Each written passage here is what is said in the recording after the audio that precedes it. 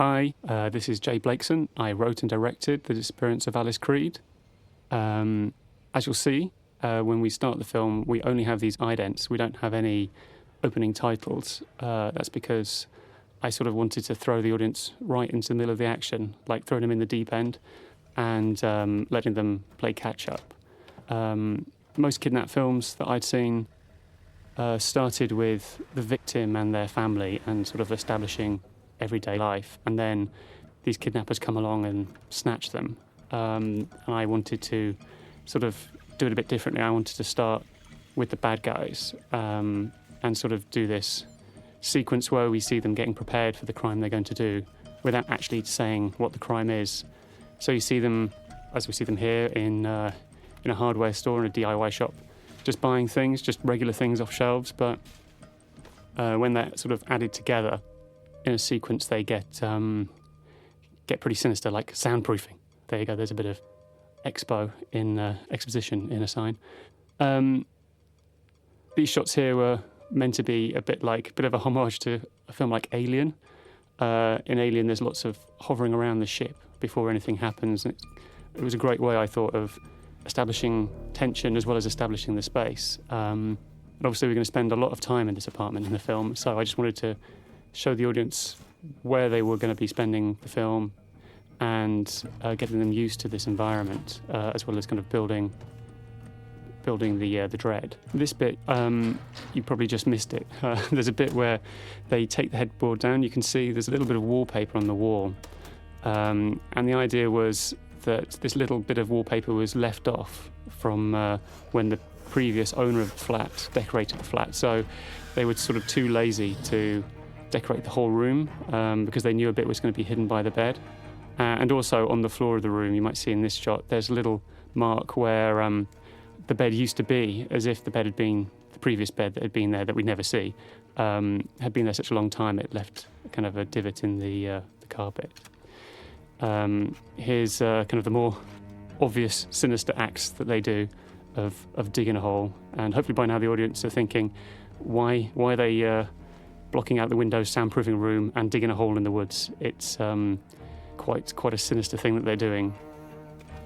And in this whole opening sequence, the music almost acts like an overture because there's no dialogue in the beginning of the film for about 10 minutes. There was various reasons for that. One reason was I knew that once I got these three characters in a room, we weren't going to go anywhere for a while, so I knew I'd probably have to rely on dialogue for a long time. And so I wanted to put off using dialogue as long as possible.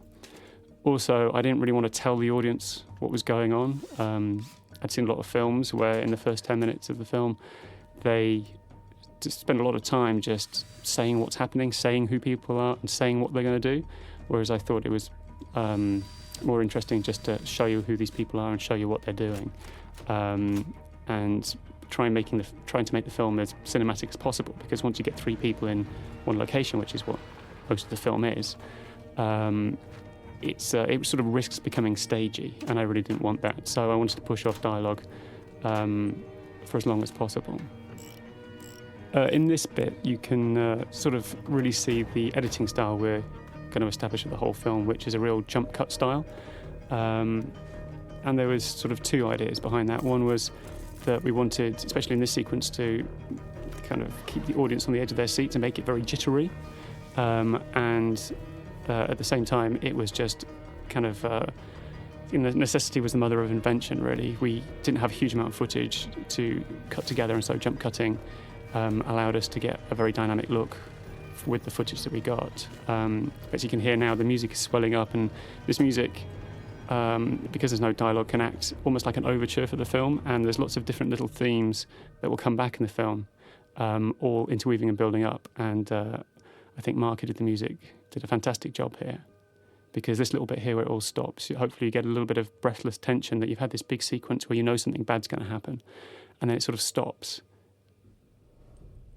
It's a bit like in the cartoons when a character runs off the edge of a cliff, and they have that little moment where they kind of ponder the fall before gravity takes over, and they sort of plummet down.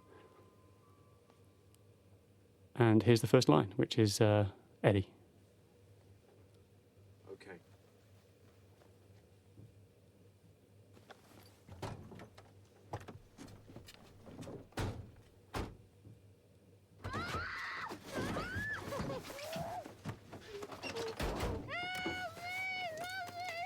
And here comes Gemma.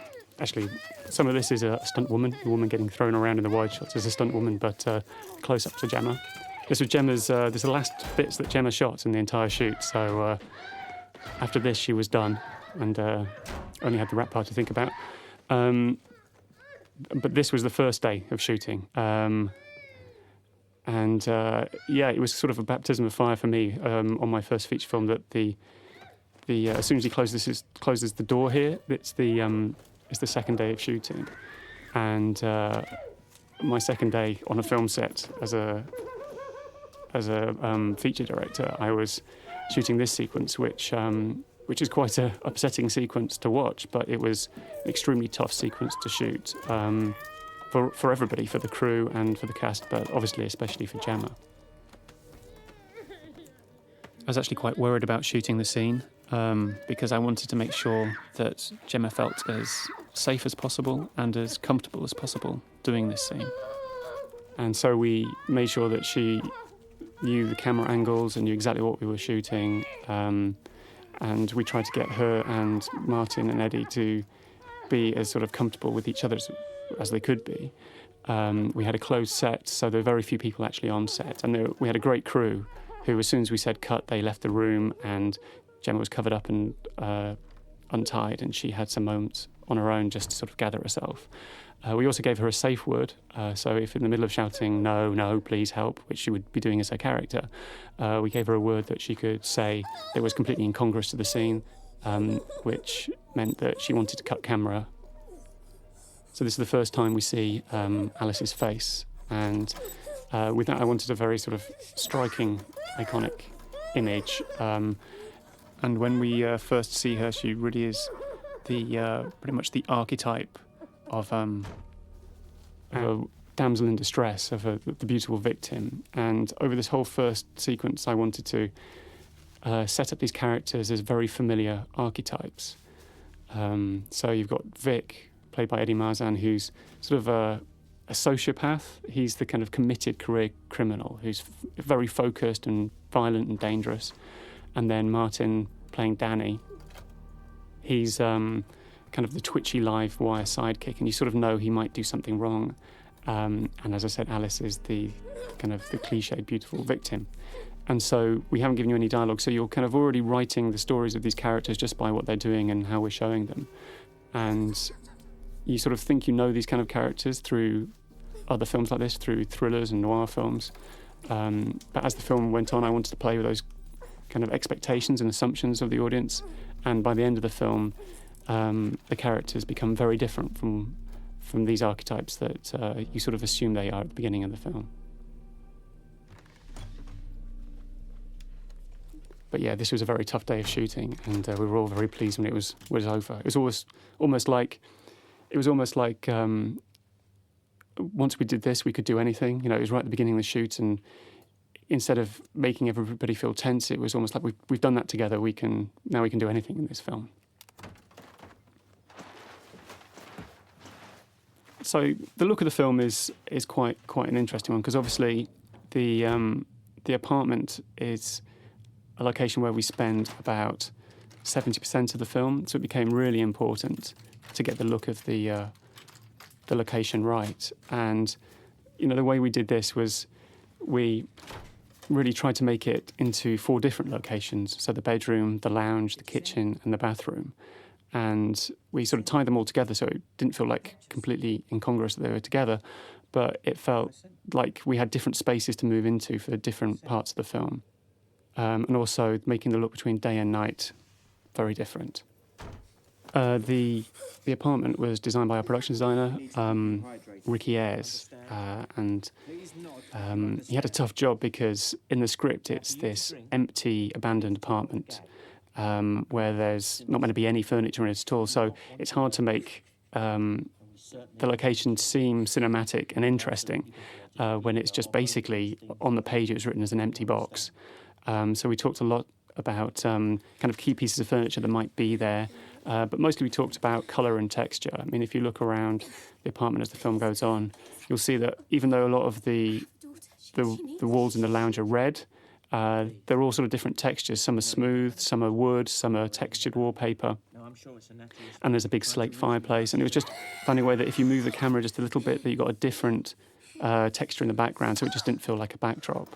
And then the kitchen is extremely green when we get there, and the bathroom is very, very white. And this room we're in now, the bedroom is extremely grey. Ricky also put in a lot of sort of doorways and archways and dead space to make it look more interesting than just a box. And I think he did a great job. I mean, this is my first film, and it was my first set that I'd ever had built. So for me, it was fantastic to walk down there and see it kind of all come together and come to life. And I was extremely pleased with the way it looked. And I was quite sad when we had to leave it after spending 3 weeks shooting there. So this scene, Eddie actually had a lot more dialogue in the script, and we filmed a lot more dialogue. But the great thing about Eddie is that he can do just so much without dialogue that we found that in the edit that we just didn't need as much of it. The dialogue that we cut out was much more kind of overtly threatening towards her, whereas it was more interesting to kind of hold back that overt threat until this next scene and just let Eddie do the threat with his eyes and his tone of voice. So I should probably talk a little bit about the casting and the process of how this got to the screen. Very quickly give you a potted history of it. That I was a jobbing screenwriter writing scripts for UK film companies for about 7 or 8 years, and I'd got into the business to basically be a director. I always wanted to be a director, and I directed short films from basically being a teenager. I was kind of one of those guys. But I kind of started selling scripts when after I got an agent when I was about 21. I sold my first script when I was 24, and I was consistently getting work, really. But nobody really wanted me to direct those films, and I was getting quite frustrated. I got attached to a previous script of mine, and we got very close to getting it made, and then it all fell apart, and I sort of got quite disillusioned about getting my break through the industry. So I decided to write a film that I could make on my own, even if nobody gave me any money, that I could make on credit cards. Sorry, I'm just watch this bit because I think Eddie's fantastic in this moment. I remember watching this on the monitor as he was doing it, and it was such a joy. It was quite early in the shoot, and I remember just being kind of transfixed by Eddie, especially as he leans in and shouts at Martin. I remember thinking, God, did I write that? This sounds really good. And that was 100% Eddie Marsan. He's just a phenomenal actor. I'm incredibly lucky to get him, but I'll tell you more about that in a bit. So I'd written this script basically to make Outside the System on no money. I'd made a couple of self-funded short films, and so I was quite used to making films that had absolutely no budget, but looked pretty good. Well, I thought so. And so I kind of started with the limitations of what I knew I had and what I knew I couldn't do. So I knew I could probably get 3 actors, and I had an apartment, so I could shoot in there, and I knew I could probably buy a white van secondhand off eBay for not a lot of money. And so I started with those limitations of 3 actors, 1 location, and then started thinking of an idea that might work within those parameters. And I'd always quite liked those films, which I call like situation to the limit films, a bit like Panic Room or Phone Booth, I guess, or Dog Day Afternoon, where it's just a single situation that you try and out-imagine yourself as you're writing it. So you kind of basically play the hell out of it. So I've been trying to think of one of those for a while, and within these limitations, I kind of thought that a kidnap story was a good idea because it immediately has high stakes, and you kind of understand the story without having to be told what it is. You know what a kidnapping is, and you know what the motives are, and it's quite a quick in to a story, and quite like all crime films, a life and death situation. So I started watching other kidnap films to see what they'd done, and most kidnap films they all sort of do the same thing. They have, you start with the victim, the kidnap happens, and mostly you stay with the family of the victim as, the police try and trace calls. There's always like a phone trace, and then there's the money drop. And I just kind of thought I'd seen them a lot, but what I hadn't seen is this other side of the kidnap story. I'd always been a big fan of Reservoir Dogs, which is a heist movie without the heist. And so I thought I'd write a kidnap movie kind of without the kidnap, so you don't see all the things you normally see. And so I wrote the script, and I wrote it pretty quickly, and this is what it was. Now, this scene, it was actually even tougher than the scene where she's initially taken in and her clothes are cut off her, because I think we're kind of used to seeing girls in danger in screen and screaming and shouting for help. Unfortunately, we're sort of used to it, sort of acclimatised to it. But what we're not used to seeing are people getting humiliated, and this is such an awful thing that they're doing to her. They're kind of breaking her spirit. I mean, it's kind of important for the story because she has to go to a place where she's so low that she can only fight back, and it doesn't matter how, what happens to her after she fights back, because she's after this, she's not going to just sit here and take it. But this was just, for everybody, was an awful afternoon. I remember sitting at the monitor. It was a closed set, but sitting at the monitor next to the script supervisor, and she was in tears. I was practically in tears. It was just a horrible thing to watch. But that's mostly down to Gemma, just because she's so convincing. She sells that scene incredibly well. That after each take, I was rushing up and making sure she was all right. She must have got sick of me asking her if she was all right, because I was, she was so convincing. I just wanted to make sure that it wasn't getting inside her head. But the thing about Gemma is that she's an incredibly brave actress with an incredibly strong spirit. You just keep your head in a fucking game. Do you understand?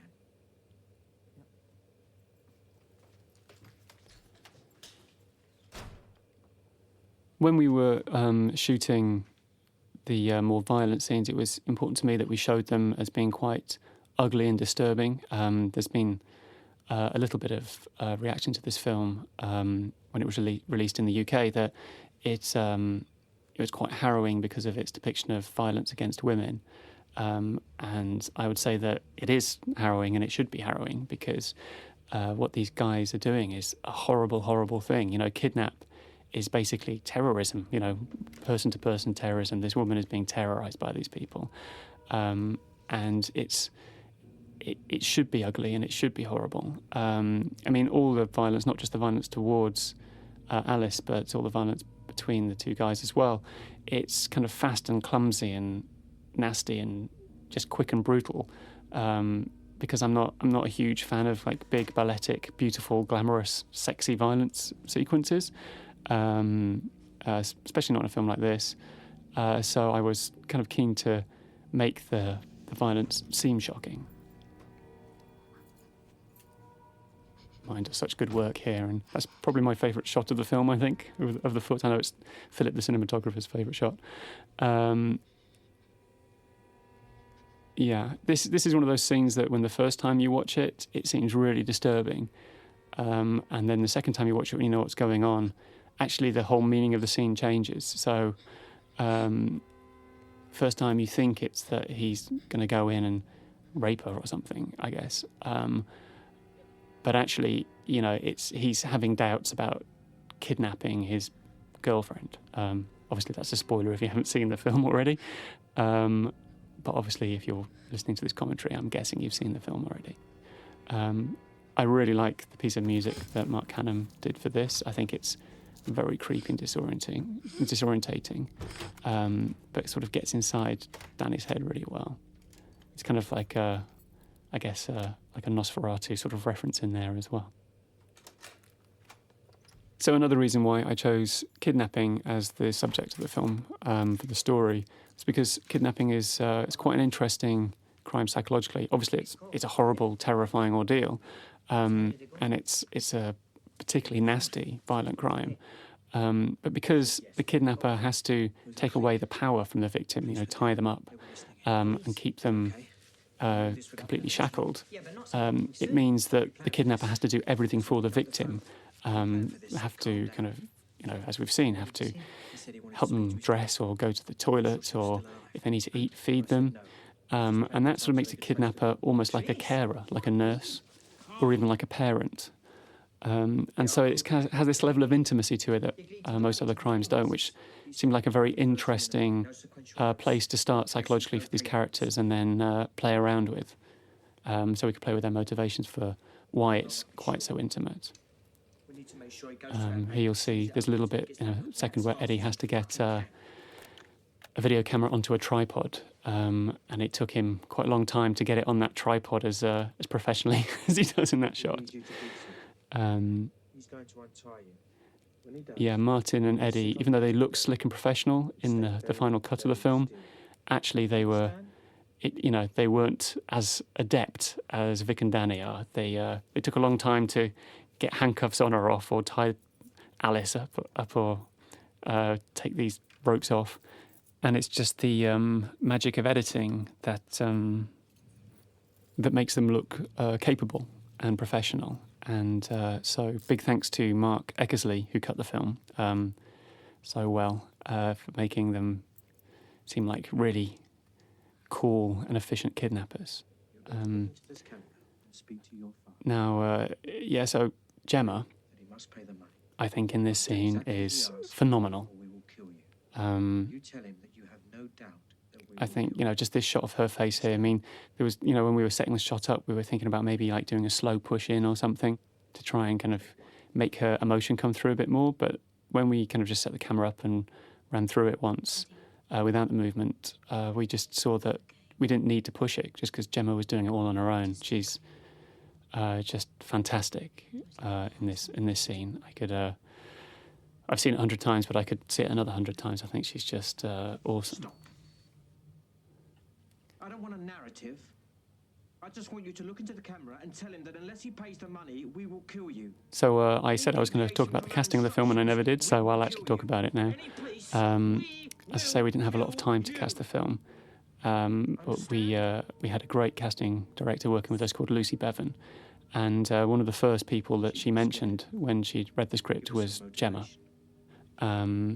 She'd known Gemma since drama school, since Gemma was in RADA, and had seen her there in a couple of plays. And Lucy had actually cast Gemma in her first role for film, which was in Centrinians. And I'd seen Centrinians and I'd seen Gemma in Quantum of Solace, and I thought she was good in both, but I didn't see from those two roles whether she would be capable of doing this role as a very different role. So I asked if she would come and read for us, and thankfully Gemma agreed to come and read, and she came in the room and read a couple of scenes, and she was the first person out of everybody to audition. She came in first thing in the morning and read a couple of scenes, and immediately I knew we found the right person. She was perfect. So straight after that, we'd offered her the role pretty much in the room, and luckily she said yes, because I think she's a brilliant actress. I think she's got a massive career in front of her. Obviously she's a huge star now. She's done Prince of Persia and Clash of the Titans, but I think this role, which is quite a risky role for her to do because she'd come off Prince of Persia about a week before we met her, so she'd already done that film before she did this one. Thank you. So it wasn't like she was a struggling actress. She was already very well established. But I think it was a good film for her to do because it really shows off her range. And she's a fearless actress. She just threw herself at the role. She wasn't precious at all about anything she had to do. And this is a physically demanding role as well as an emotionally demanding role. But she turned up every day, and she just delivered without any complaints or any ego at all. She was an absolute pleasure to work with. After we cast Gemma, Eddie got on board with the project. And Eddie had been mentioned to me early on by the producer of the film, Cinema and X, who had worked with him on a couple of other films the same year. He'd done Me and Orson Welles and Heartless, just smaller roles in those films for Cinema and X, and they were both shot on the Isle of Man too.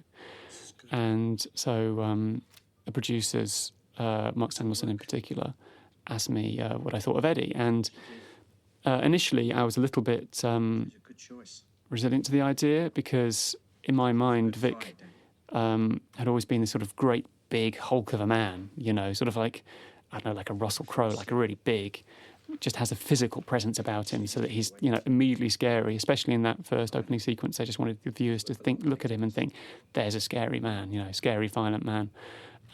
So I wasn't quite sure if Eddie was right for the role because he's got so much humanity and empathy in his face and vulnerability.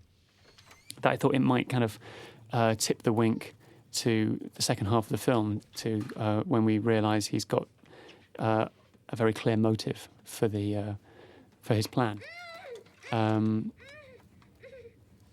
But then when they kept on asking me about Eddie, I suddenly realised I was being an idiot, because Eddie Marsan is like one of the best actors we've got in this country.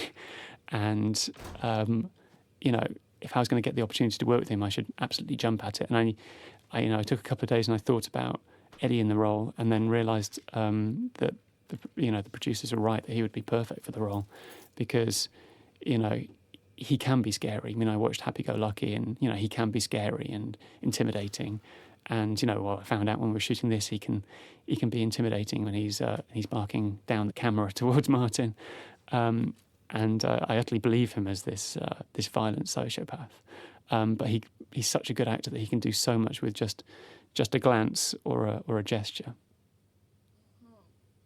Okay, and this is the point in the film that a lot of people kind of think, oh God, you're not going to make me watch a girl go to the toilet on a bucket. And gladly I don't. But this was a hard sequence to do, because the scene that's coming up was like an 8.5 page dialogue scene, which is about 10% of the script, which is an extremely long dialogue scene. And it was quite a challenge to shoot it, especially as she's handcuffed to the bed with a gun raised, so she basically can't move, and he's got a gun on him, so he can't move. So it's two people standing still in a room with a grey background or a brown background by the time we're in the wide shot, and they're just talking at each other.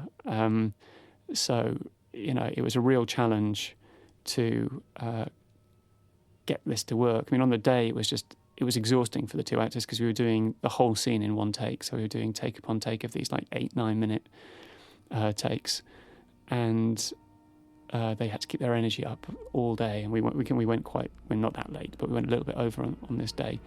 And I think the actors were just exhausted by the end of it, but they're great in this scene. And Martin has so much dialogue that he had to remember for this scene, but he was always word perfect on the script. It was quite phenomenal, especially as we only really cast him late in the day, so he didn't have that much time to learn the script. But he was always absolutely on the money every time.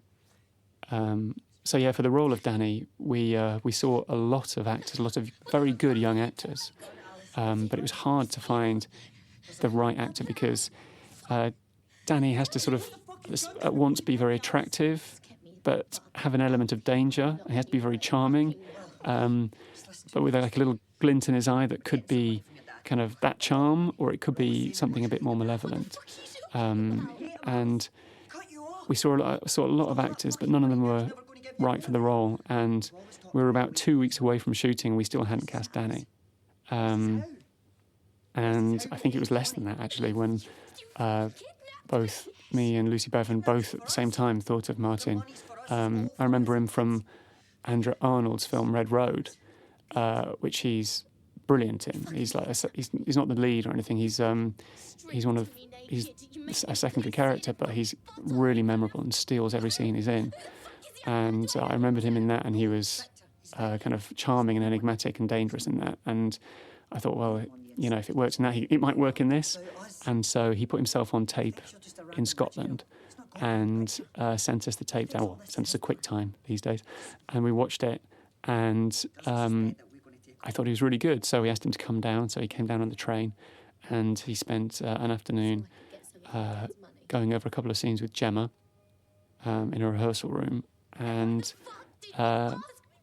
they just really clicked. It was just a really good energy. And even then, he was word perfect on the scenes. And the thing about Martin, he's an incredibly hard worker, but has got such a great personality and a great face as well. So we cast him.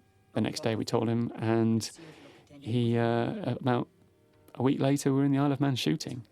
So it was great to get him so late in the day. And we were very lucky because Danny's on screen, I think, for about 90% of the film, so it's a vital, pivotal role. And I think Martin just nailed it. I think it's a really hard part, and he got it just right. This scene, which is scene 41, by the way, I think you always remember the number of the scene, of the scenes that are really hard to get right. So this was always quite a tricky one in the edit, through the edit and the music to get right, because it has a real sort of shift through it of from action to high drama to sort of emotion to high tension again as Vic comes back, and then this moment where she has to make this big decision to give the gun back, and we seem to be constantly recutting this scene. I mean, I think now it's the best it's ever been. It really works, and it really helps when you've got two actors like this who are giving you great stuff on every take. I mean, the problem with it was that they were just doing such beautiful stuff, so we just didn't know what to cut out. Really, it was kind of a pain every time we had to cut away from them because we had to lose something.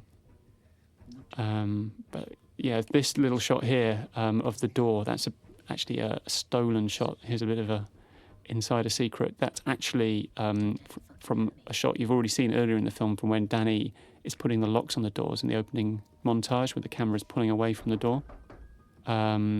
And what we've done is we've darkened it down and reversed it, so you get the idea that Vic is getting closer and closer and closer, just in their minds as well as actually on the door. I always like this bit where Danny says that he's basically saying he's in love with her, and then kisses her and shoves the gag in, and I think that sort of sums up his relationship with her in this film. And again, Mark Cannon's music I think is fantastic here, and it really suits Mark Eckersley's editing as Danny's rushing around this flat. I had to keep the gun on her. You did it by yourself? It's no problem, I just flushed it. Look at me. Look at me. Is she okay? Yeah. Go look if you like. So we were going to make this film for very little money. Well, we did make this film for very little money, and there was always a challenge that it was going to look cheap and feel cheap. And my big thing was that I didn't want it to look cheap at all. I wanted all the money up on the screen, and I wanted to make it look as bold and cinematic as possible. And kind of early in the day, we kind of set ourselves a challenge to make it look as cinematic as possible. And I think, Ricky Ayres did a great job with the set, but then the rest of it kind of fell upon Philip Blaubach, who was the cinematographer of the film. And we, from the very beginning, we knew we wanted to make it a very stylized film, because I've grown up with my heroes being people like Stanley Kubrick and David Lynch and the Coen brothers. And, the kind of cinema I love is very cinematic, very considered filmmaking. I mean, a lot of low-budget films with a very tight schedule like ours, I mean, we had 24 days to shoot this film. They often just put the camera on somebody's shoulder and do a handheld movie, because that way you can get a load of footage and just cut it together in the edit. I didn't really want to do that. And so the challenge for me and Philip was to find a way to shoot it cheaply and quickly, but still make it look expensive and cinematic. And I think Philip did a fantastic job. I mean, the first thing I said to him was that I really wasn't interested in realism at all, not in the way that the apartment looks or in the way that they dress or in the way that it's lit. I'm interested in realism in the acting and the emotional responses, but not really in anything else. I mean, this is a movie, it's not real life. So Philip and I had some conversations about the kind of films that I gave him some references, and I gave him I made this book of images of reference material for him to look at. And we talked a lot about sci-fi films from the 1970s, especially like a shot like this one here, where you use that kind of soft neon light. Films like 2001 and Clockwork Orange, and another film was The Shining, that has this sort of otherworldliness to it. I mean, a lot of films that have a damsel in distress like this would have lots of chiaroscuro lighting and kind of harsh angles and a very noir feel for this room, for the kind of the danger room. But we thought it was more interesting to have a very weird off-kilter feel, like in Kubrick's films, or I guess in some David Lynch films as well. That's one of the lines in the film that gets a big laugh. Wake up, Miss Creed, it's breakfast time, delivered by Eddie with genius aplomb, I think, and this next line as well.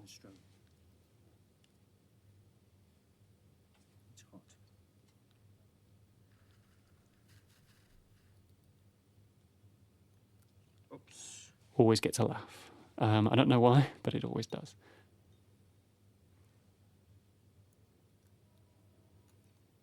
So yeah, we decided to have a different sort of lighting scheming in every room. So the lounge has a much more traditional kind of noirish feel to it, and especially Danny is lit like a femme fatale to look as beautiful as we could possibly make him. Just, it's almost like glowing sometimes.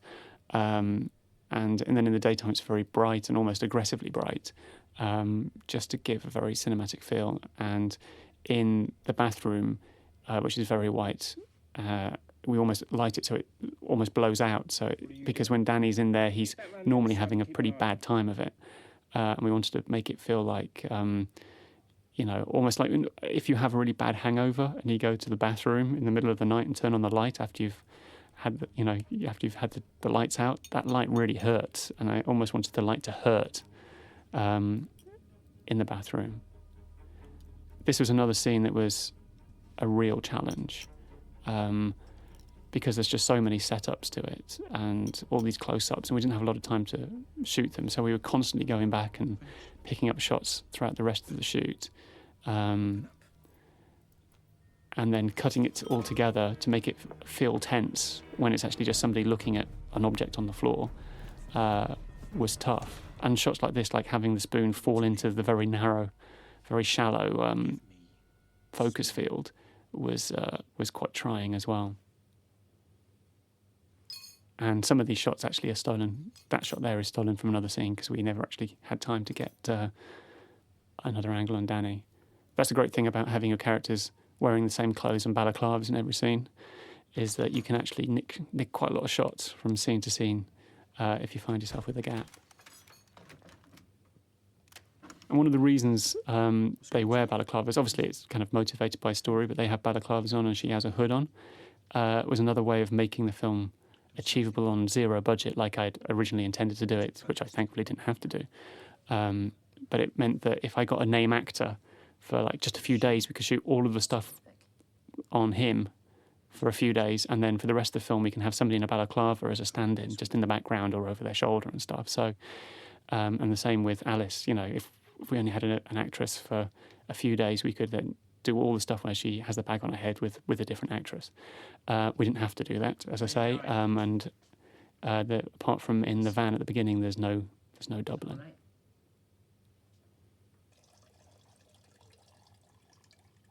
Other little tricks that I used almost to kind of keep myself amused while I was writing it was to try and find ways to make it cheaper.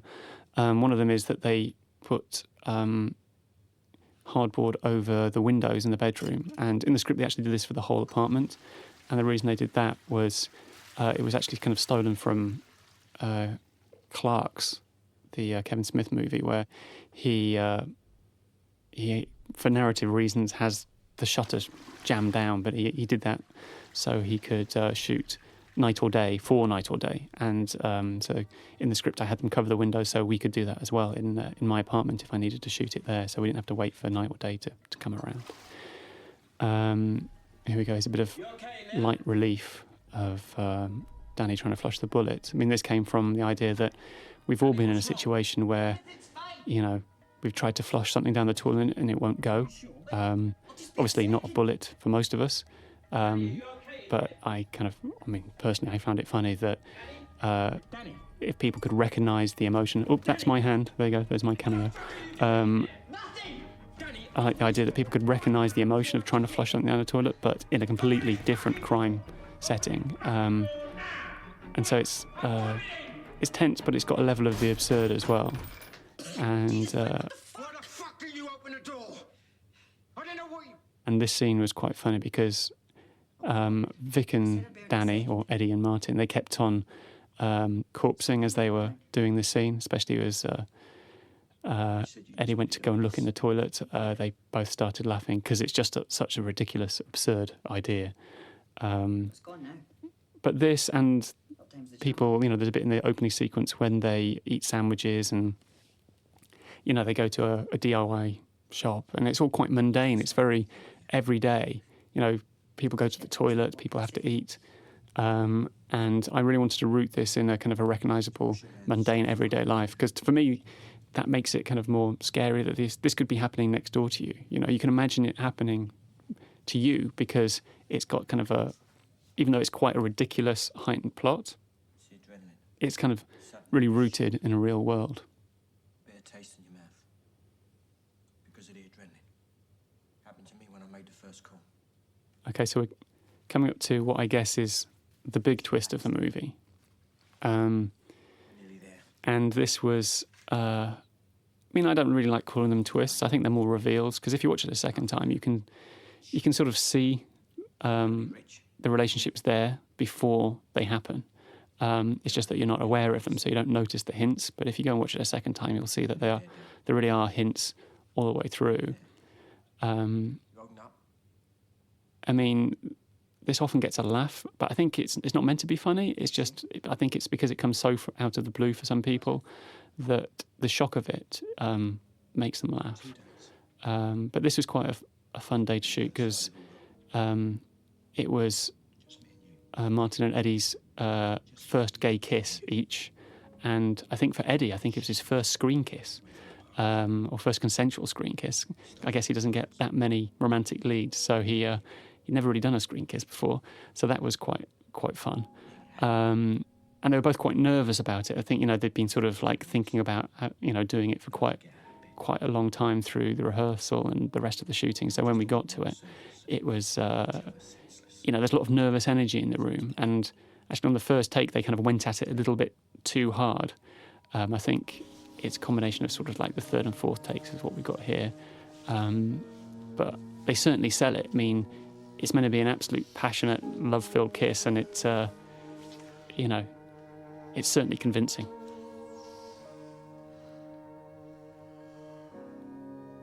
And also Mark Canham's theme is, it's a romantic theme. It's not meant to be a big reveal. It's not like a da-da. It's an emotional moment for both the characters, and it's important that the audience was actually convinced by Vic's feelings. And I think the music, but especially Eddie's performance here, it makes you really believe that this kind of brute is in love with this younger man, and maybe he's never felt love before.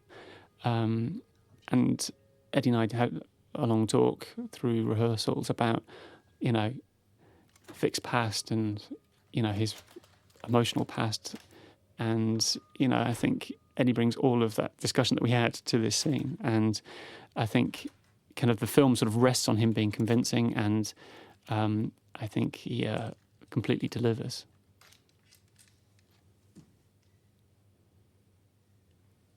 So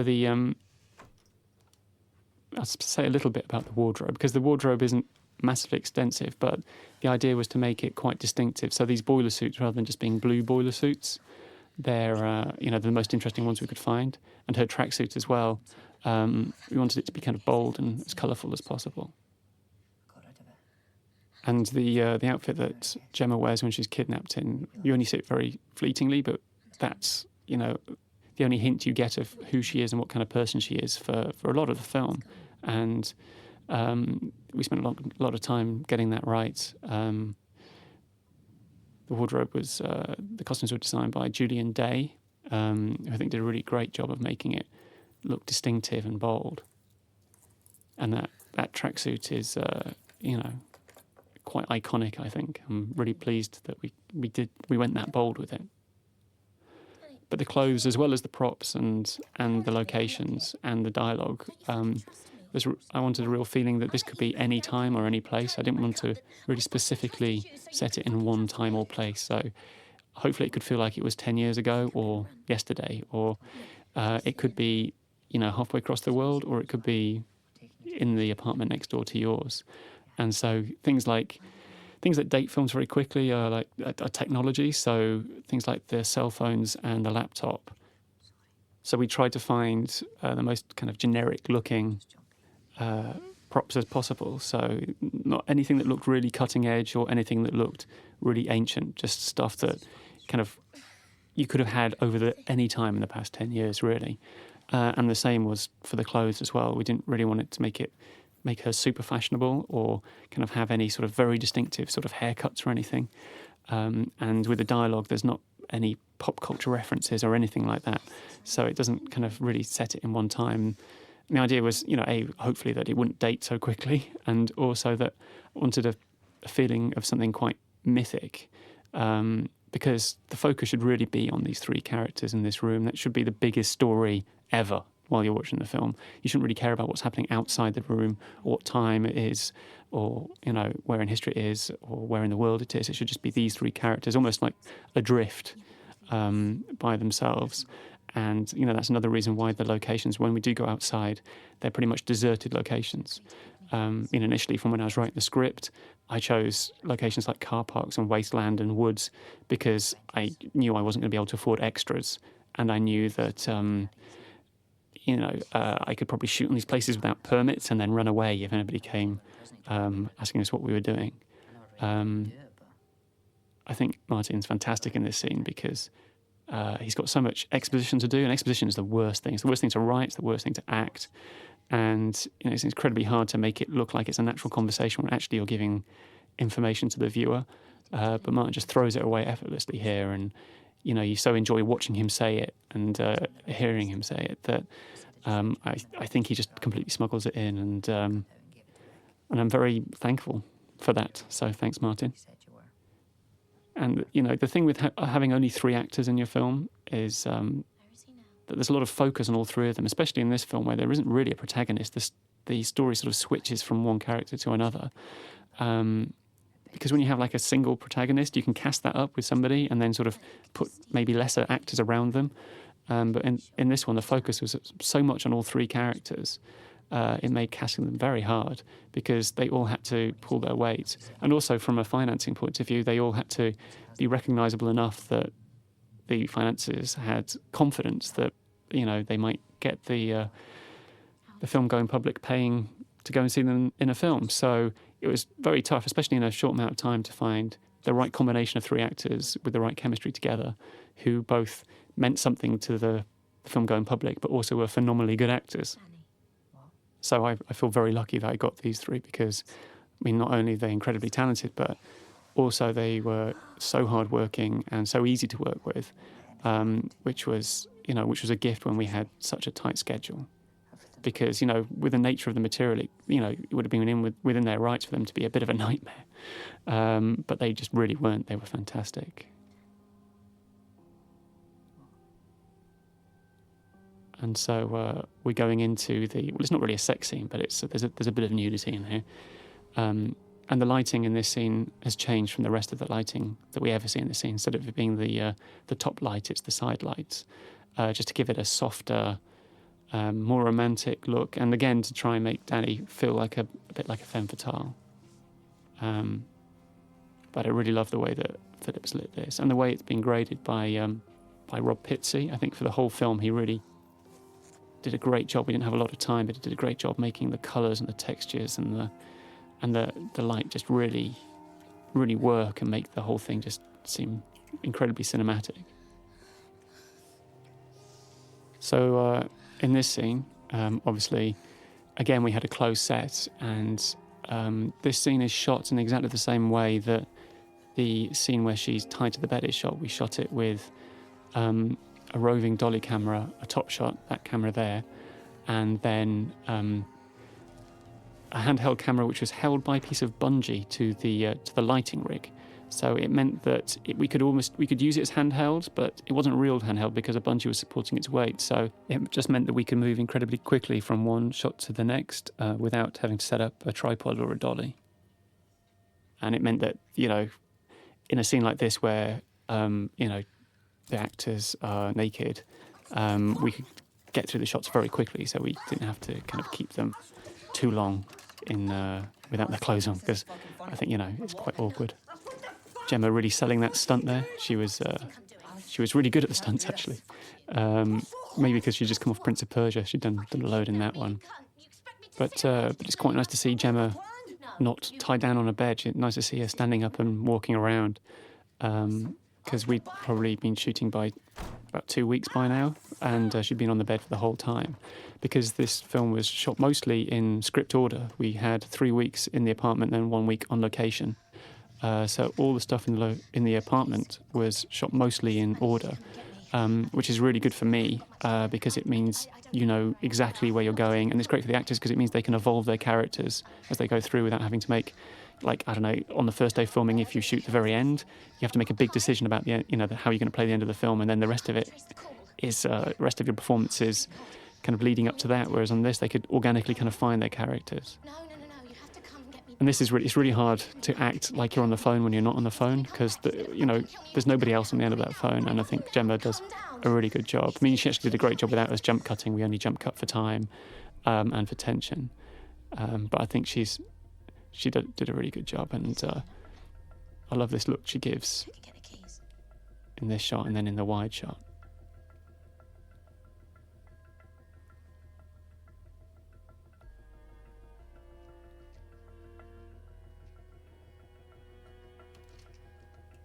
And here she really, really sells what she's about to do, kind of trepidation of it.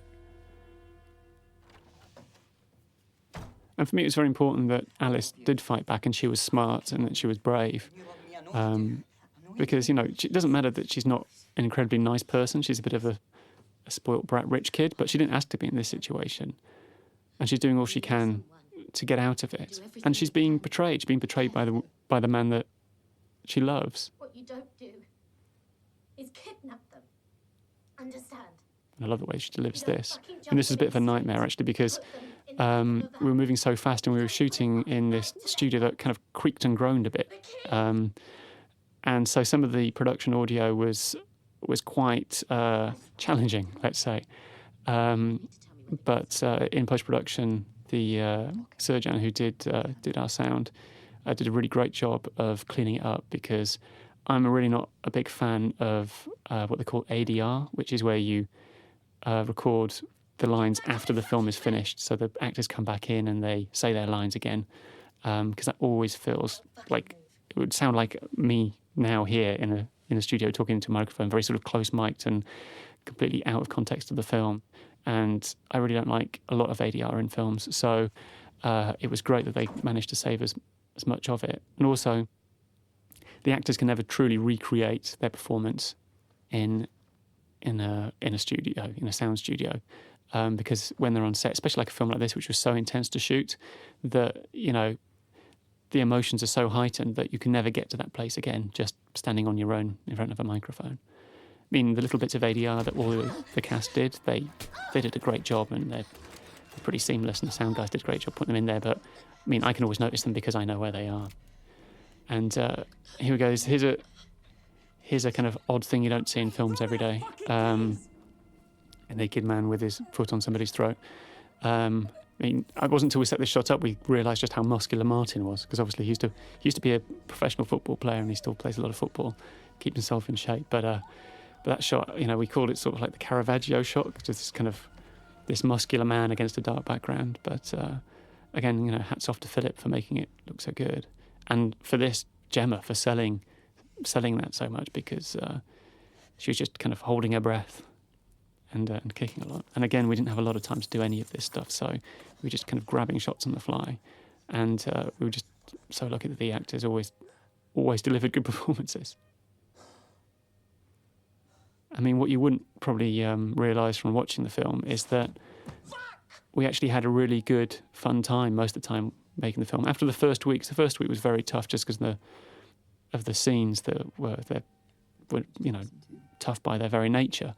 But because it was so intense, you have to sort of crack through that with humour, and often at the end of takes we'd be laughing, or people would crack up during the takes just to relieve the tension. And it really helped the fact that we had a very small crew. I think there's about 30 of us on the crew. and they were all really, really good people, really hard workers. And I was kind of blessed on my first film to have such a good cast and such a great crew. And because it was so small, we sort of knew each other's first names. Everybody knew everybody else. I mean, it wasn't like one of these like 500 people. It was, just the 30 of us. So we really did know everybody else. We all lived at the same hotel, and would kind of go out with each other on the one night off that we got.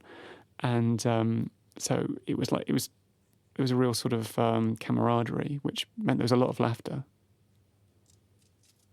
Speaking of laughter, here's Martin finding the bullet. And in the edit, I was determined not to show the bullet for as long as I could, just because I think the audience gets it. And, there's a little sound there that the audience gets it on, but it's nice to sort of hold off, because the audience sort of gets it at different times. You get kind of like a ripple of laughter as they realise what's going on. And I really like kind of letting the audience discover things rather than kind of always punching into the close-up and showing you what's happening. Because I think audiences are incredibly clever, and they've seen so many films. They know the language of cinema, and they, most of the time, after 10 minutes of watching a film, they will probably have a pretty good idea of what's going to happen for the rest of that film. And I really wanted to make a film where you had no idea what was going to happen, because the audience will always outguess you. So you've got to keep them on the edges of their seats and keep them guessing. And I mean, the main way I do that is just by not telling you anything. For most of the film, I don't tell you anything. And then when I do tell you something, it seems like a big surprise. So I wanted to do a film where the audience could really believe that anything could happen, that any of these people could live or die, that she could get away, or she could, they might get the money, they might win, she might win. And hopefully that works, because there's no real protagonist. If one of these characters was played by Russell Crowe or Tom Hanks, you'd pretty much know that was going to be the character that was going to survive or die nobly or something. Because that's the nature of cinema. But because all these three actors, none of them are like a massive, well, Gemma is now, but at the time when we were making it, none of them are a massive movie star, that it felt like anything could happen to any of them. And it's sort of the rules of the film so far that, you think you've got this film pegged and you sort of know what it's about, and then the film will hopefully surprise you and then turn on its axis. Like again here, the characters are changing like in front of our eyes. I mean, as I was saying earlier, it was good for the characters to seem like archetypes at the beginning, and now we're watching them sort of come apart. And Vic is a very different character now than he was at the beginning of the film, and he seems extremely fragile and vulnerable. And in a way, that makes him more dangerous. But it's the same for Alice as well. I mean, she started off very much as a victim, and by now she's not just fighting back, but she's trying to manipulate the characters the same way that they're manipulating each other. And she has her own agenda. I mean, obviously her agenda is to get away, but she's playing with Danny. And sort of now Danny has fear about whatever she knows will come out, and she'll tell Vic, which is obviously what happens. But, she has power now that she didn't have before. So hopefully, everything's sort of shifting around. But by the very nature of the story, this film was actually quite tough to edit, because we had to shorten it down. I mean, the first assembly was like, 2.5 hours or something, as first assemblies often are. But we kept on trying to kind of make it shorter and shorter and faster. And often the way you do that is by, cutting whole scenes. But just by the nature of the structure of this film, it was actually very hard to cut any complete scene out, which means we don't really have that many deleted scenes on the extras. We might have some extended stuff. But we just had to tighten it because the way that I wanted to write the film, because again, I didn't want it to feel stagey or too contained, or I don't really want you to think, oh, this is just like three people in one room. It could just be three people on a stage. Was to make the middle of the film just sequence after sequence after sequence. So it's just like a series of set pieces. So like you have the bit where she gets the gun, then you have the bit where she's eating the soup, or you think she's dead, and then she's eating the soup with the bullet on the floor, which goes straight into him swallowing the bullet, which goes, straight into something something else, and it goes into the kiss, which goes straight into the love scene, which goes straight into her trying to escape, which goes straight into him strangling her with his foot, which goes into all of this. And because each sequence basically shifts the character dynamic, and the entire story is different by the end of each sequence, it was sort of impossible to take any whole sequence out. So it kind of left us only with the option to tighten the whole film. So just basically speed it up, cut out little pauses, we could cut out dialogue, and we did cut out quite a lot of dialogue to speed it up, but also you didn't need a lot of dialogue. And we wanted to keep it moving as fast as possible, just kind of rolling forward, almost like an out-of-control car that, because the situation is out of control. Nobody's in charge of the situation. Vic is desperately trying to be in charge, but as you can see from this scene, that he's not.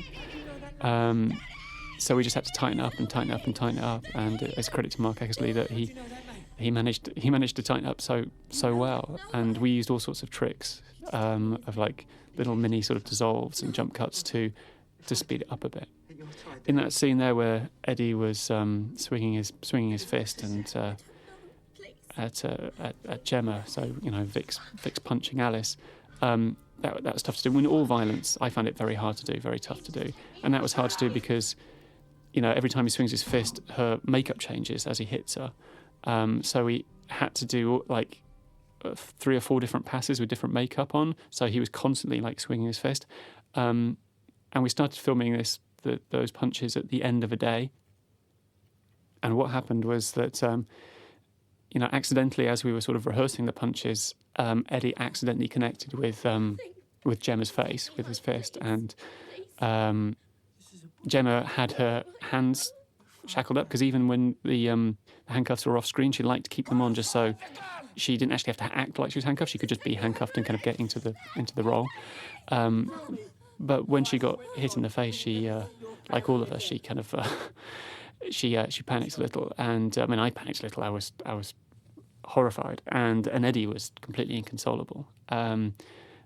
But she was fine. But we just cut for the day there and went home. But the problem was that we had to come back the next day, and she had to do like 4 more passes of the same shot. And by now she was quite obviously quite nervous about maybe getting hit for real. And I didn't like making her do it, but we had to do it. We had to get the footage. So she was quite nervous. But you can, in that scene when she's getting hit, you can sort of see a look in her eyes of kind of real fear, I think. And it's it always makes my kind of hair stand up, because that was just such a horrible day for me. Because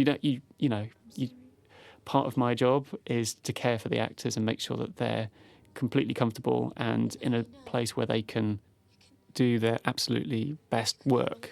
I grew up reading these great stories about William Friedkin and Herzog, and the way that they sort of motivated their actors, in some ways quite extreme, if you believe the apocryphal stories. But I'm not, I'm not interested in that. These are great actors, and I want to do everything I can to make them comfortable and let them do their work. Look at Gemma here. She's just. This is just, for me, I think this is stunning work. I remember watching the monitor on this day, and, there was, it was really emotional.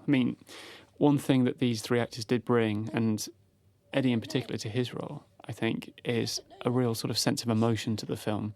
On the page, it was about emotion, but you didn't really feel emotion while you were reading the script, I think. But these 3 actors really brought a real sort of genuine emotional edge to their performances. In this scene, just a few moments ago, there's a bit where we see Eddie sitting down talking to her, and there's a little sparkle of a tear in his eye, which I didn't know he was going to do. He just kind of got himself to the place where the tears were coming, and but it just really sells his character. It almost makes him the most empathetic character, because he's the only one really with pure motives. He's doing this because he's in love. She's just trying to get away, but then her motives get a bit muddied around the money. But even though he's an absolutely horrible, terrible person and a criminal, you do sort of end up feeling sorry for Vic. And that's entirely because of Eddie.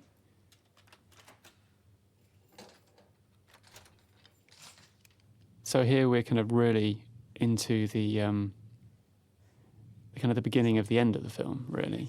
That the secrets are all out, but people still don't quite know what's going on. Obviously, Danny has an idea that Vic knows, but Vic's now just going to play with him a bit. And these scenes are fun to do because it's all about what's not said. And, you know, if you look at the way Eddie stares at Martin in these scenes and the way that, you know, here we go, when he walks past and Martin turns around and looks at him. She all right?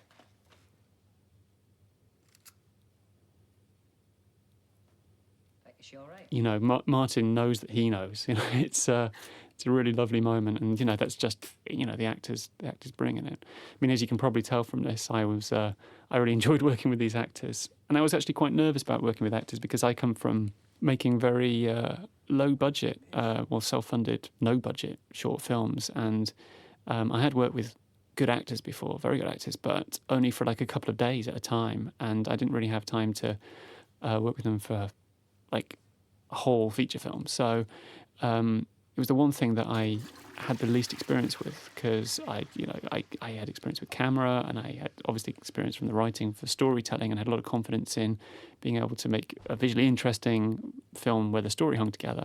But I was nervous about working with actors because it really was the thing I was least experienced at, and especially with someone like Eddie, who's worked with Terrence Malick and Scorsese and Michael Mann. You know, I grew up, and these people were my heroes. And then you turn up to a rehearsal room and, you know, there's Eddie and he's saying, well, what do you want me to do? And, you know, initially I was quite intimidated, but, you know, very soon as we started talking about the character and the script, I just realised, well, this is my job. Good actors want direction, I think, and, you know, Eddie's no different. And it was fantastic discovering the character with him and the other actors, their characters, and just watching the magic happen when they were working together. You said she was acting funny.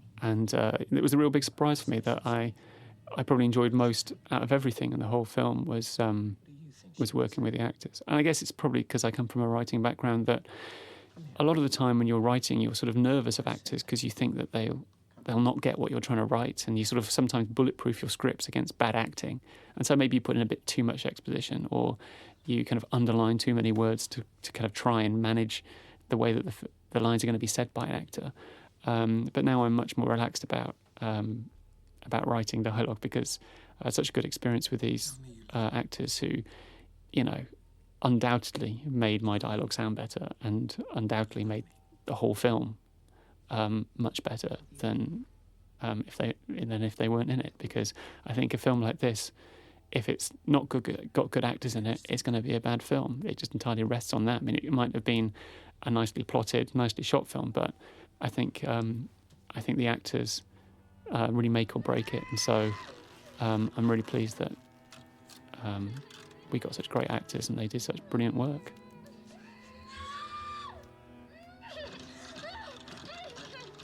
Okay, so now we're about to leave the flat, and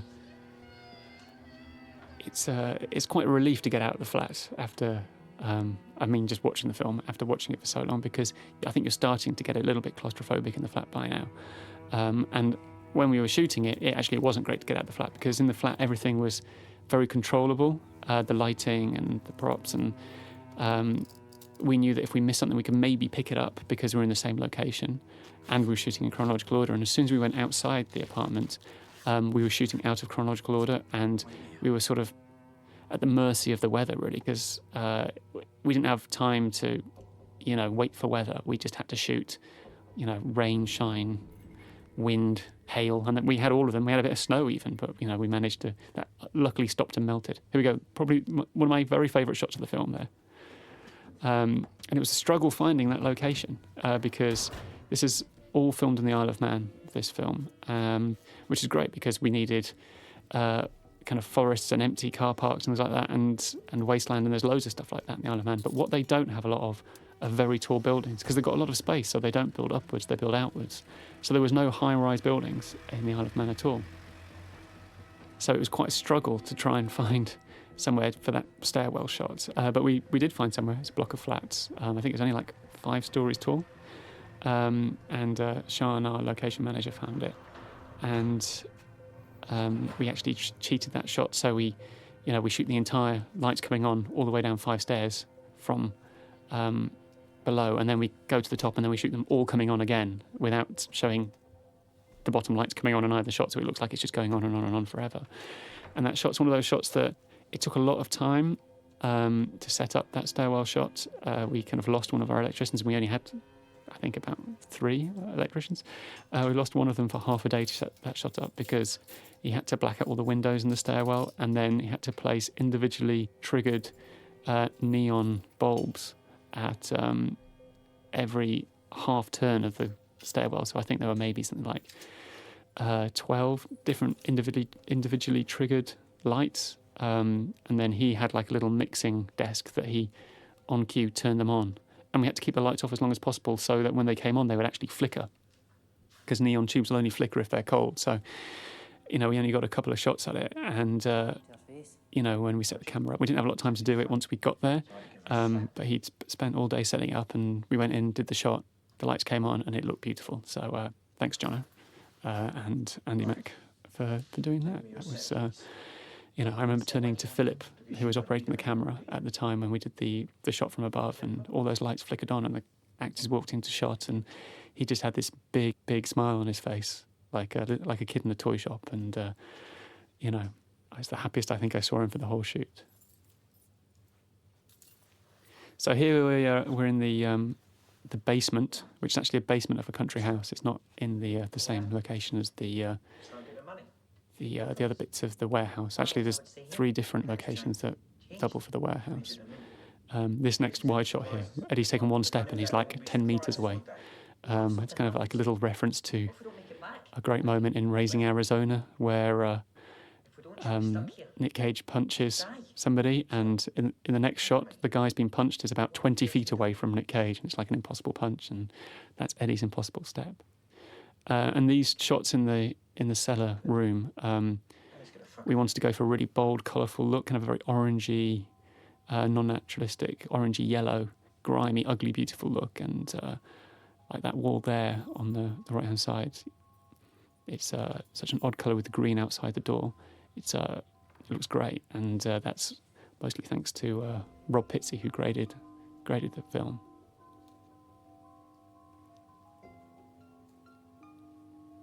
Okay, so we only had 1 day to shoot everything we needed in these woods, and these woods are fantastic woods. I mean, it's actually a plantation, which is why all the trees are so equidistant, which is exactly what I wanted. I wanted these kind of corridors of trees that when you moved around like this, the sight lines open up and close down. But we found this area of this plantation where there was just this great lichen on the trees, and there's all this kind of lichen on the floor as well. It's kind of this bright green, and we actually mirrored it earlier in the flat, in the carpet. We chose the carpet to match this, the floor of that shot there. And that shot's a great demonstration, I think, that what we were going for in the colours of this film was that we wanted them to really pop out and be really dynamic. Because I've seen a lot of films recently that kind of the default setting is to completely desaturate everything. So it's a very cold, steely kind of a blue or a green, or if it's a horror film, kind of a grungy brown. And I really didn't want that. I really wanted it to be a colourful, almost hyper-real film. And we actually didn't push the green very much in this. The forest was incredibly green. I think we maybe pushed the red on the handkerchief a bit just so it would pop out a bit more so you could see it. But as I say, we only had 1 day in the woods, and it rained. As you can see in some shots it's raining, in some shots it's not, but we had to sort of live with it. Hopefully the sound sort of fixes it. We got kind of a light rain in the background all the time. But we really, that was shot at a different time on a different day actually, when we were shooting the stuff in the cellar, because we didn't manage to get that shot on the day because we were just running around. We had 2 cameras basically leapfrogging each other, sometimes shooting at the same time. Sometimes one camera would be shooting from one angle and the other camera from another angle, or sometimes the second camera would be setting up a shot while the first camera was actually shooting. And so I was just running between these cameras all day. And it was quite intense. I mean, I don't really like shooting 2 cameras at the same time on dialogue scenes where both cameras are on the same actor, as we are doing here.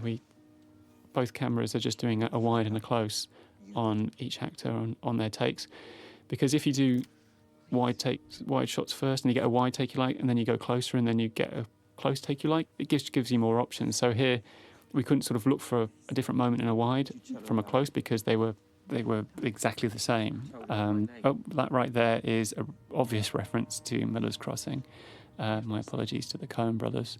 But if you are going to have somebody begging for their life in a wood, then you sort of have to throw in that shot. You've killed her, Danny. You've not only killed yourself, but you've killed her too. It's very tough when you have to kind of cut and run on location like this. I mean, it's kind of where I come from in filmmaking, is kind of just getting what you can get in a certain location because you haven't got any time and you haven't got any money. But it's after kind of 3 weeks of being spoiled in the studio, it was quite terrifying to come out of the studio and start shooting so quickly, because it's very easy for kind of like panic to set in, and that you sort of start just grabbing any old footage. And it's hard to maintain the focus of trying to get exactly what you want and making it cinematic, and not just kind of grabbing anything you can. And it was tough, but you know, the combination of Philip, the DP, and Toby Hefferman, the first AD, who was fantastic throughout the entire shoot. He kept the crew and the cast kind of so energised, and he was just the hardest working man on set. I don't think anybody would kind of contradict me for that. And he sort of, at times, he felt like the glue that was keeping everything together. So I felt extremely lucky to have Toby working on it.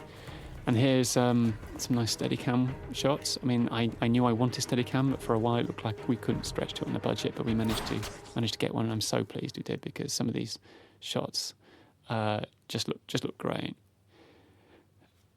And here, this is the end of the day, so we were kind of running out of light, and this sort of became a nightmare. So a lot of these shots had 2 cameras on them, and actually, you know, some cameras would wander into the end of takes. So actually, just outside the right hand of that previous shot you saw, where he was in the wide shot looking down over the little barrier, there was actually another Steadicam just outside that shot. So when Eddie walks off on this, the Steadicam just followed him, and we only got one take of each because we were just really running out of time, running out of light.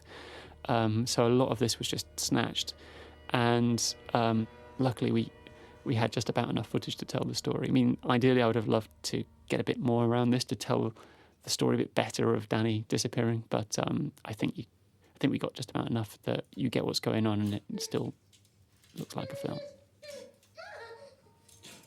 And here's the start of quite a big sequence with a very bombastic music cue by Mark. This really is the now kind of the build to the climax.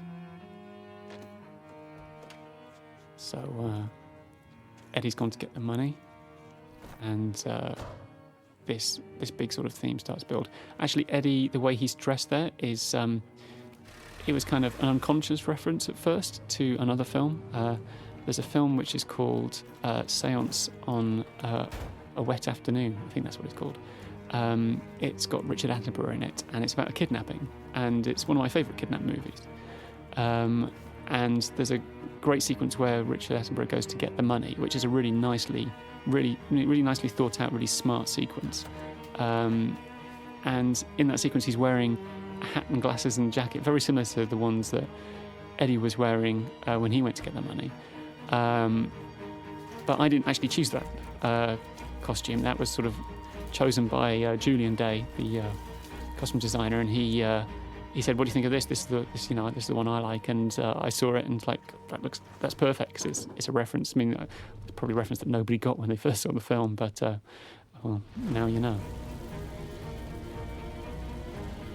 This is our first day out on location. This is just outside the studio, actually, and I was quite looking forward to burning a van. You know, when you're kind of making low-budget films, you kind of think, yeah, we're gonna burn a van. That'll be fun. It's great, that bit there. I love the bit where the flame's going to lick over Eddie's face. But actually, burning a van is not as much fun as it sounds. It was actually freezing cold, and you're just sort of waiting for it to burn, and you're moving cameras around. And that was the one time we had a crane, which was quite exciting. But even then, it was quite windy, and the crane was up in the wind, and the camera was shaking about. So, that's when I was kind of preparing the film. I thought that was going to be a really fun day, but actually the fun days were the ones where it's all dialogue scenes and shooting, things like that, where it's just lots of setups and running around. They're not so much fun. Well, of course, they're a little bit fun, but, all filmmaking's quite fun, no matter how stressful. I mean, I just had a great time making this film. I enjoyed every moment of it. Feel no pain. So there's been a little bit of talk about the ending of this film.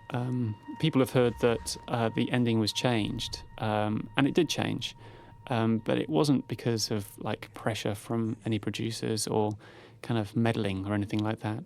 What happened was the first draft script, which I wrote on my own and then got sent out, that had a much bleaker ending. But it wasn't the bleakness of it. It was actually for about the last 15 minutes, the tension just sort of went out of the whole film, and it just wasn't working. To be honest, and a lot of people who read the script said it wasn't working. A lot of people didn't want to buy the script, said it wasn't working, and I agreed with them. When you get a lot of people with the same note, you've got to look long and hard at the script and see what's working, what's not. So I kind of came up with various options of different endings. I kind of thought out every single kind of combination of people living and dying and winning and losing that you could probably imagine.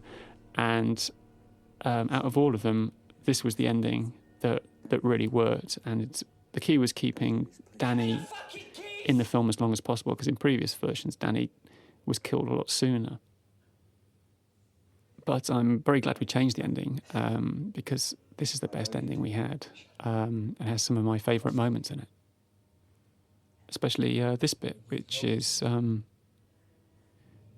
think Eddie delivers this speech here just phenomenally well. I didn't know what he was going to do, and the other actors, I think, didn't know what he was going to do. Eddie just kind of went aside before we shot it, kept himself to himself, and was, obviously wanting to be left alone. So we just left him alone. Then when we were all set up, he came on set, and then we did a take, and this is what he did. And he started crying, and that set Martin off crying, and Gemma was crying, and it was a really emotionally charged scene. The whole atmosphere is really intense, and it really sort of changed it from being just quite a generic scene of one man trying to talk a gun out of the hand of another man. And it became this love scene. And, and in the music we mirror this by having the same theme that we used for the kiss earlier on come back, but in a kind of a slightly more mournful, tense way. And there, I think people are quite shocked by that. And this, which, hats off to the special effects guys, the squib worked really well on that shot. We had two squibs, but we only needed one. I love that. Love the way that's composed. It's kind of a happy accident, but really pleased about how it turned out.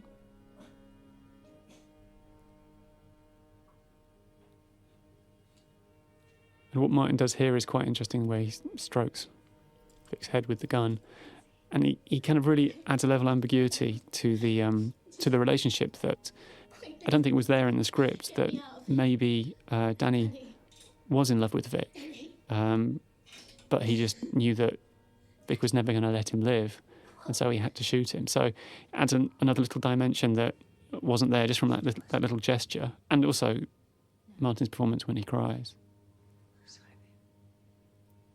That's a little ad lib there from Martin, which I liked. Actually, there's loads of little ad libs through the whole film from Martin and Eddie and Gemma, and most of the times I keep them in because they seem more natural than often scripted dialogue when they just come up with something in the moment.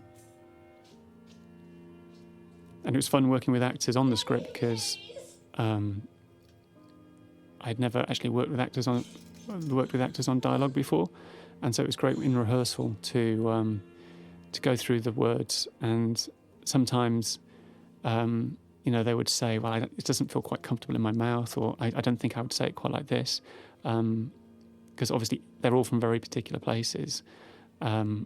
Eddie's very East End London, and Martin is obviously Scottish, and so they sort of knew that they wouldn't particularly use a certain word, because I had written the word okay a lot for Danny, and we changed them all, pretty much all of them, into all right, because it just sounded a bit.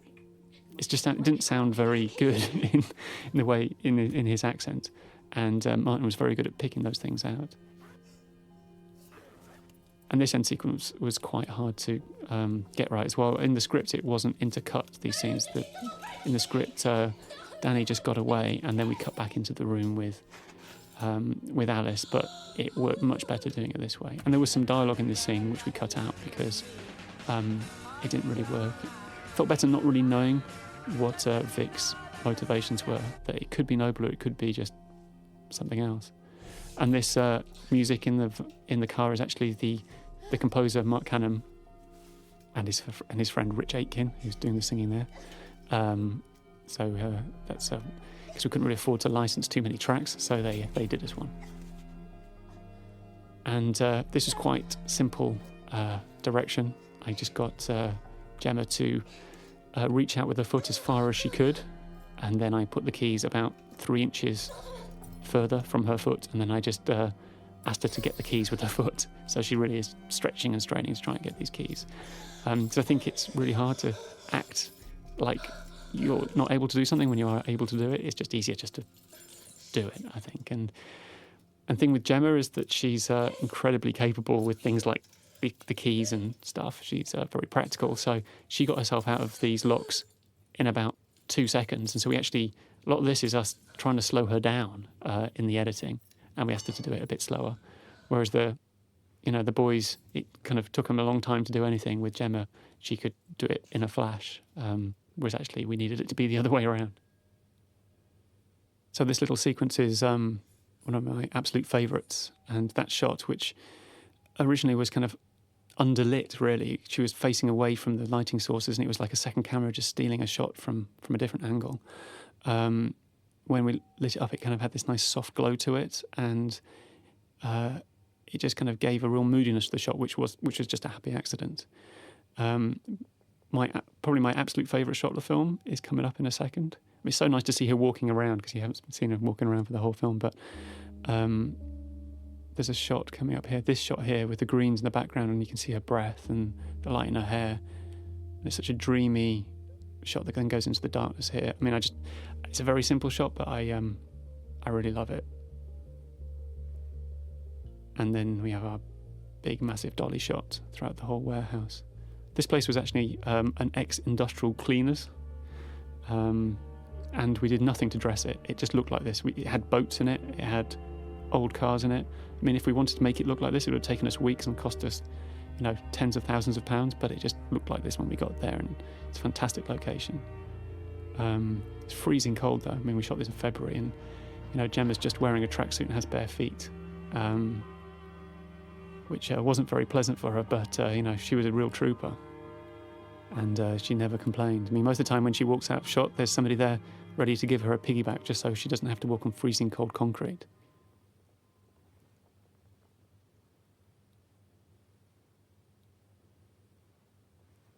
So I guess this bit here is a bit like an epilogue. The story is more or less over. She's free. But it's nice to have like a little bit of closure on the story. And this was shot, that's actually the road that leads up to the studio. And this was shot on our first day of location. And it was a bit of a nightmare. We were losing light and we weren't getting everything we needed. It actually ended up being quite nice.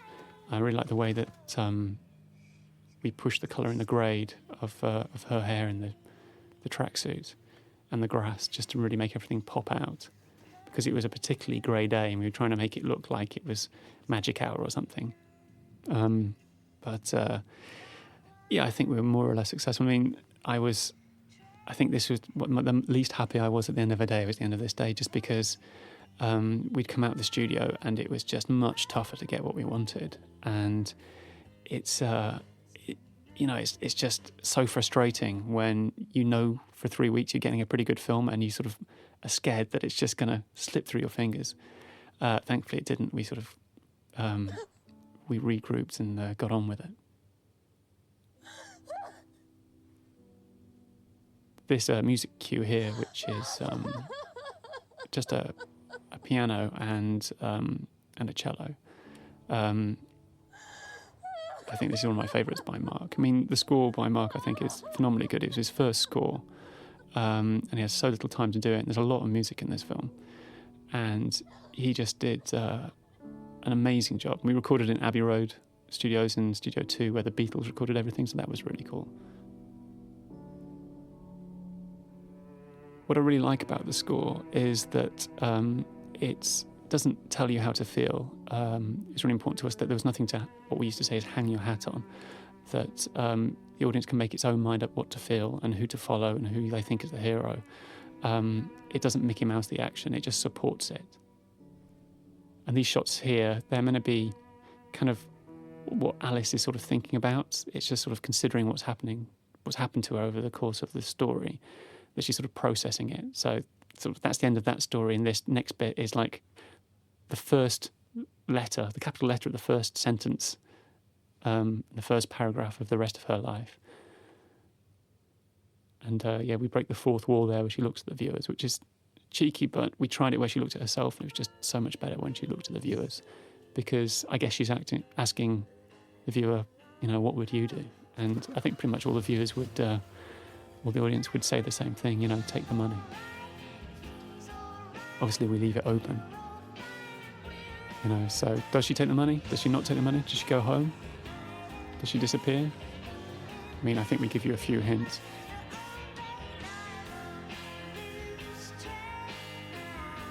And obviously the first time you ever see the title of the film is here. There it is. And that was done very much on purpose, because the idea was that the title's meaning shifted throughout the film. And a lot of people have said, why is this called The Disappearance of Alice Creed? Because she doesn't disappear. We see her throughout the film. It should be called The Kidnapping of Alice Creed.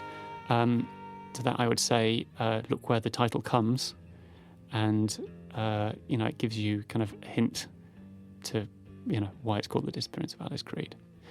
This end track is called Holy Moly by Kathy Davey, and we had a real hard time finding a track that worked for the end sequence, for when she was walking up to the car, and then when she was turning it back on and driving away, and over the titles.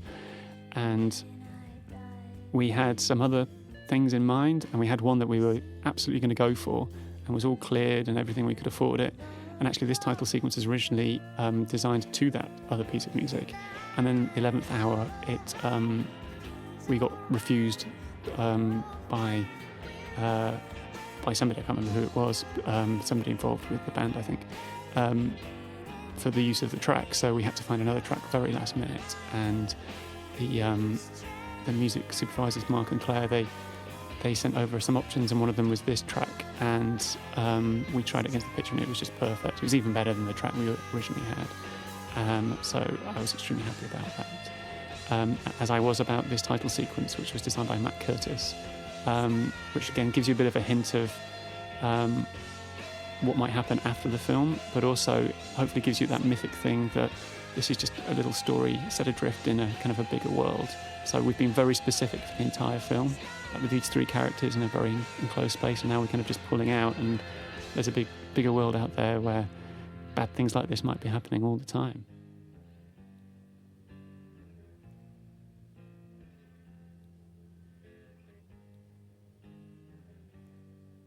So, as I said, I really enjoyed making this film. A lot of people, when we were shooting it, a lot of the crew couldn't believe, how short the schedule was or how small the crew was.